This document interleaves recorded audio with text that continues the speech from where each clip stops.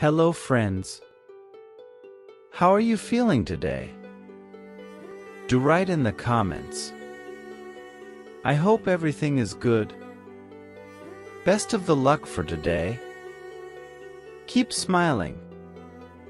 The Ghost of Art. I am a bachelor, residing in rather a dreary set of chambers in the temple. They are situated in a square court of high houses, which would be a complete well, but for the want of water and the absence of a bucket. I live at the top of the house, among the tiles and sparrows. Like the little man in the nursery story, I live by myself, and all the bread and cheese I get, which is not much, I put upon a shelf. I need scarcely add, perhaps, that I am in love, and that the father of my charming Julia objects to our union. I mention these little particulars as I might deliver a letter of introduction. The reader is now acquainted with me and perhaps will condescend to listen to my narrative. I am naturally of a dreamy turn of mind, and my abundant leisure, for I am called to the bar coupled with much lonely listening to the twittering of sparrows, and the pattering of rain, has encouraged that disposition. In my top set, I hear the wind howl on a winter night when the man on the ground floor believes it is perfectly still weather. The dim lamps with which our honorable society, supposed to be as yet unconscious of the new discovery called gas, make the horrors of the staircase visible, deepen the gloom that generally settles on my soul when I go home at night. I am in the law, but not of it. I can't exactly make out what it means. I sit in Westminster Hall sometimes, in character, from 10 to 4, and when I go out of court, I don't know whether I am standing on my wig or my boots. It appears to me, I mention this in confidence, as if there were too much talk and too much law, as if some grains of truth were started overboard into a tempestuous sea of chaff. All this may make me mystical. Still, I am confident that what I am going to describe myself as having seen and heard, I actually did see and hear. It is necessary that I should observe that I have a great delight in pictures. I am no painter myself, but I have studied pictures and written about them. I have seen all the most famous pictures in the world.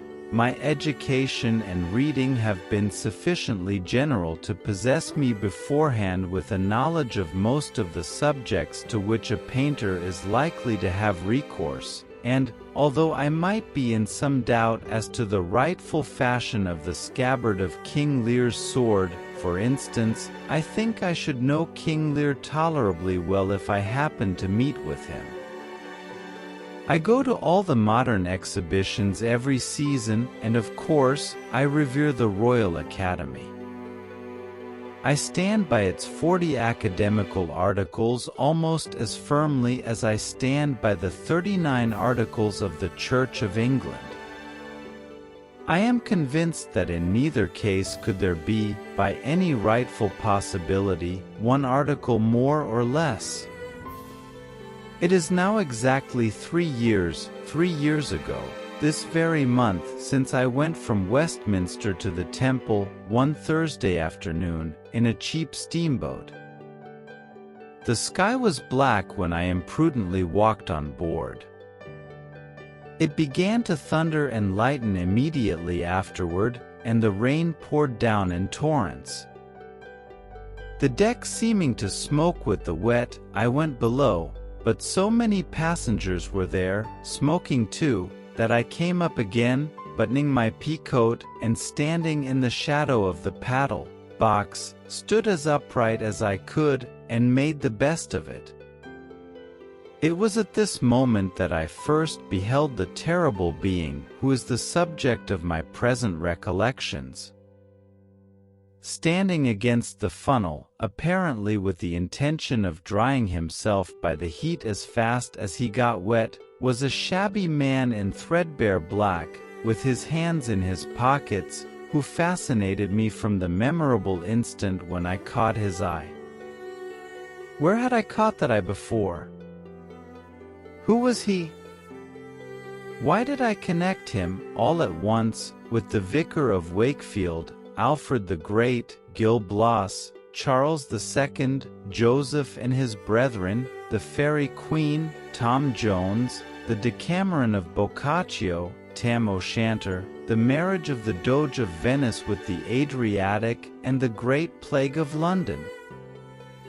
Why, when he bent one leg and placed one hand upon the back of the seat near him, did my mind associate him wildly with the words, Number 142, Portrait of a Gentleman? Could it be that I was going mad? I looked at him again, and now I could have taken my affidavit that he belonged to the Vicar of Wakefield's family. Whether he was the vicar, or Moses, or Mr. Burkill, or the squire, or a conglomeration of all four, I knew not, but I was impelled to seize him by the throat and charge him with being, in some fell way, connected with the primrose blood. He looked up at the rain, and then, oh heaven! He became St. John.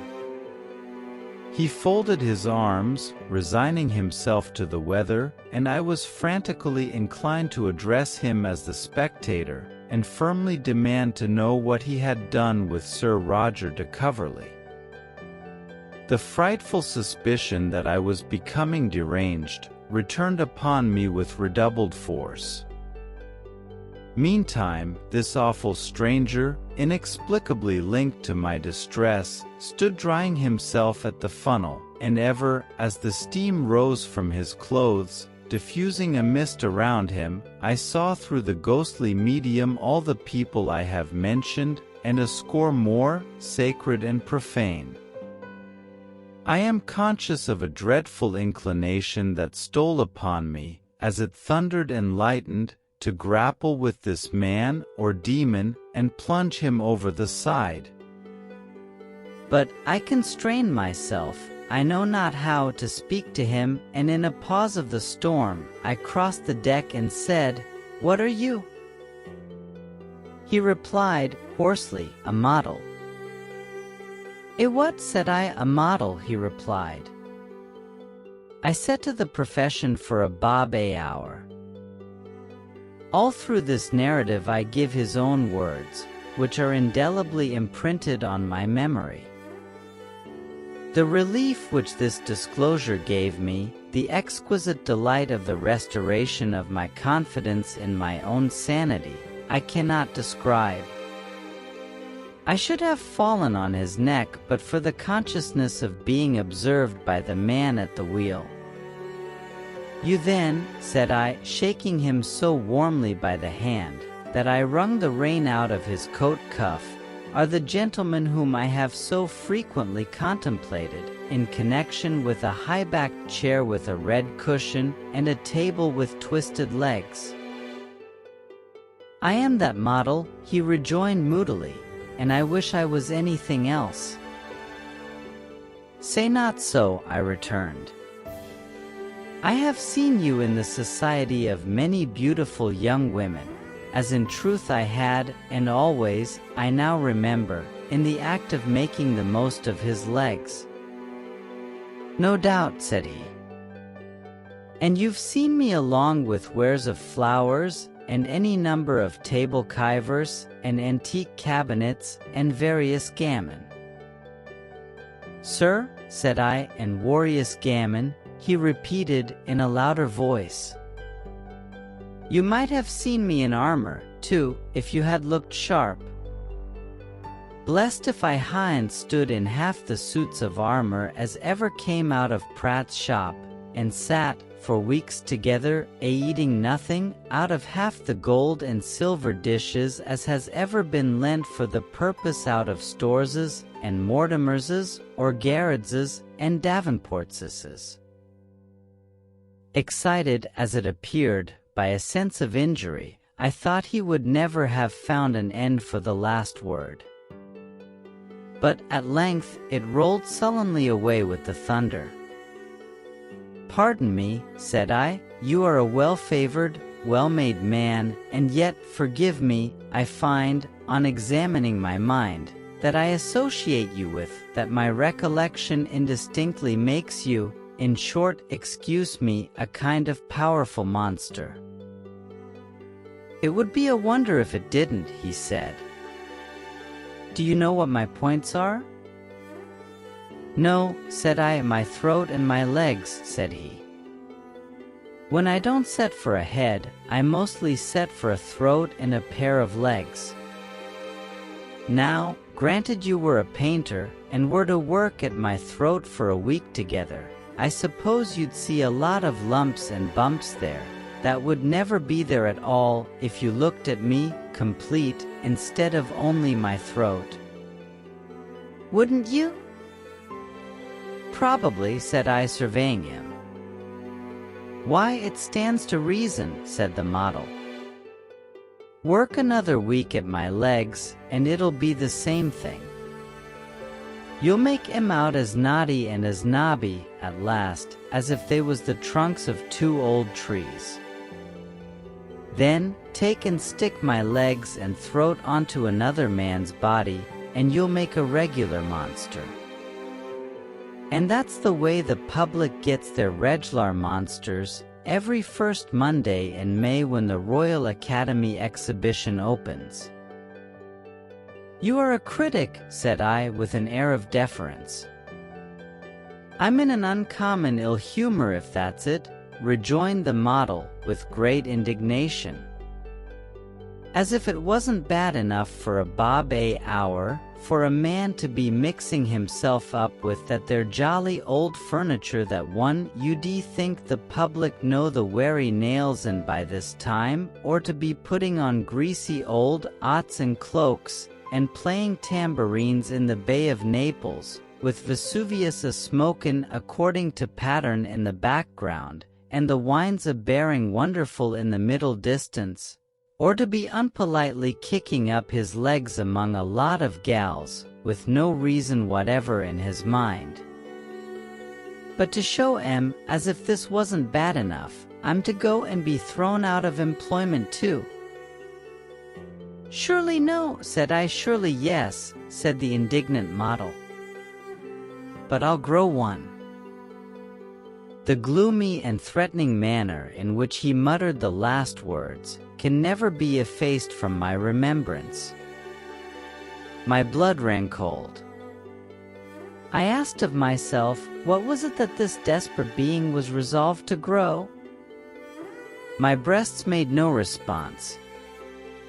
I ventured to implore him to explain his meaning. With a scornful laugh, he uttered this dark prophecy: "I'll grow one. And, mark my words, it shall haunt you." We parted in the storm after I had forced half a crown on his acceptance with a trembling hand. I conclude that something supernatural happened to the steamboat as it bore his reeking figure down the river, but it never got into the papers. 2 years elapsed, during which I followed my profession without any vicissitudes, never holding so much as a motion, of course. At the expiration of that period, I found myself making my way home to the temple one night in precisely such another storm of thunder and lightning as that by which I had been overtaken on board the steamboat, except that this storm, bursting over the town at midnight, was rendered much more awful by the darkness and the hour. As I turned into my court, I really thought a thunderbolt would fall and plow the pavement up. Every brick and stone in the place seemed to have an echo of its own for the thunder. The waterspouts were overcharged, and the rain came tearing down from the housetops as if they had been mountaintops. Mrs. Parkins, my laundress, wife of Parkins the porter, then newly dead of dropsy, had particular instructions to place a bedroom candle and a match under the staircase lamp on my landing, in order that I might light my candle there whenever I came home. Mrs. Parkins invariably disregarded all instructions, they were never there. Thus it happened that on this occasion I groped my way into my sitting room to find the candle and came out to light it. What were my emotions when, underneath the staircase lamp, shining with wetness as if he had never been dry since our last meeting, stood the mysterious being whom I had encountered on the steamboat in a thunderstorm 2 years before. His prediction rushed upon my mind, and I turned faint. "I said I'd do it," he observed, in a hollow voice, "and I have done it. May I come in?" "Misguided creature, what have you done?" I returned. "I'll let you know," was his reply, "if you'll let me in." Could it be murder that he had done? And had he been so successful that he wanted to do it again at my expense? I hesitated. "May I come in?" said he. I inclined my head, with as much presence of mind as I could command, and he followed me into my chambers. There, I saw that the lower part of his face was tied up, in what is commonly called a belcher handkerchief. He slowly removed this bandage and exposed a long dark beard, curling over his upper lip, twisting about the corners of his mouth, and hanging down upon his breast. "What is this?" I exclaimed involuntarily, "and what have you become?" "I am the ghost of art," said he. Effect of these words, slowly uttered in the thunderstorm at midnight, was appalling in the last degree. More dead than alive, I surveyed him in silence. "The German taste came up," said he, "and threw me out of bread. I am ready for the taste now." He made his beard a little jagged with his hands, folded his arms, and said, "Severity." I shuddered. It was so severe. He made his beard flowing on his breast, and, leaning both hands on the staff of a carpet broom which Mrs. Parkins had left among my books, said, "Benevolence." I stood transfixed. The change of sentiment was entirely in the beard. The man might have left his face alone or had no face. The beard did everything. He lay down on his back on my table, and with that action of his head threw up his beard at the chin. "That's death," said he. He got off my table and, looking up at the ceiling, cocked his beard a little awry, at the same time making it stick out before him. "Adoration, or a vow of vengeance," he observed. He turned his profile to me, making his upper lip very bulky with the upper part of his beard. "Romantic character," said he. He looked sideways out of his beard as if it were an ivy bush. "Jealousy," said he. He gave it an ingenious twist in the air and informed me that he was carousing. He made it shaggy with his fingers, and it was despair, lank, and it was avarice, tossed it all kinds of ways, and it was rage. The beard did everything. "I am the ghost of art," said he. "2 bob a day now, and more when it's longer. Here's the true expression. There is no other. I said I'd grow it, and I've grown it, and it shall haunt you." He may have tumbled downstairs in the dark, but he never walked down or ran down. I looked over the banisters, and I was alone with the thunder. Need I add more of my terrific fate? It has haunted me ever since. It glares upon me from the walls of the Royal Academy, except when Maclise subdues it to his genius. It fills my soul with terror at the British institution. It lures young artists onto their destruction. Go where I will, the ghost of art, eternally working the passions in hair, and expressing everything by beard, pursues me. Prediction is accomplished, and the victim has no rest.